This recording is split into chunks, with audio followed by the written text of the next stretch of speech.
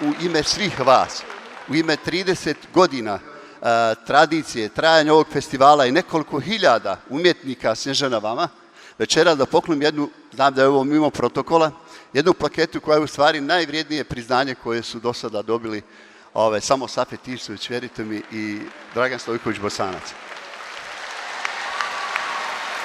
Zlatna plaketa za životno djelo, za doprinos umjetničkom stvaralaštvu, širenja kulture svih naroda i narodnosti. Samo da vam kažem, Snježana je bila mentor bar svakom 5., 10. našem i svi su prošli zato što su najbolji mentori i najbolji učenici. Da vam još ovako zančano čestitam. Hvala puno, Dado, tebi pre svega, a onda nema. Mislim da za ovo ste samo vi zaslužni i hvala vam puno što ste 50 godina, eto, uz mene. Generacije i generacije.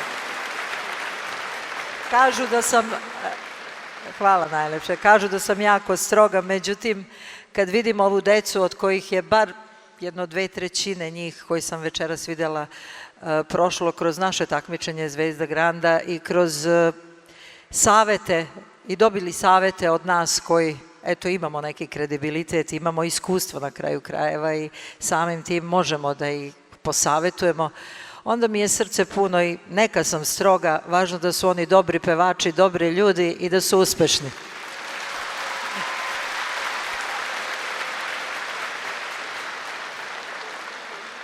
Moram da kažem da sam zaista počastvovana što sam deo ove priče i to u znaku specijalnog gosta. Hvala puno, Dado. Divno je da postoje ovakvi festivali.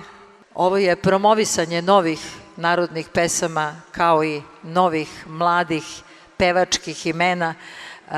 Ja se u ime svih naroda zahvaljujem jer na ovaj način čuvamo našu narodnu muziku. Svaka republika ili država ili kako se već to više zove, nije ni važno, za sebe ima svoj žanr. Vi u Bosni ovdje imate divan sevdah, mi imamo Šumadiju i tako dalje, da ne nabrajam dalje. Na ovaj način se sve to čuva i neguje. Hvala, Dado. Nastavi. Nije lako 3 dana svake godine organizovati, dovesti ovoliki broj učesnika, ali očigledno je da to tebi nije problem, što govori o tebi. Hvala ti još jednom.